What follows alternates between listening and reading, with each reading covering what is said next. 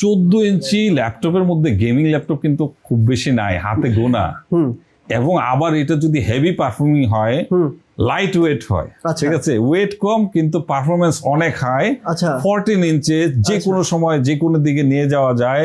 আবার এইটার ব্যাটারি ব্যাকআপটা থাকবে দুর্দান্ত। সেইটা যদি হয় আসুসের সবচেয়ে premium series ROG zephyrus, Asus ROG zephyrus white, একবার পিওর হোয়াইট, পিওর হোয়াইট, এত সুন্দর ল্যাপটপটা। ঠিক আছে, আমরা এখন সময় নাই, আনবক্সিং করলাম না। 8GB ডেডিকেটেড গ্রাফিক্স সহ, এটা Ryzen 9 8000 series, 16GB RAM DDR5 and then 512 NVMe Gen 4 SSD। এই ল্যাপটপটার মার্কেট প্রাইস এখনো 2 লাখ টাকার উপরে আছে।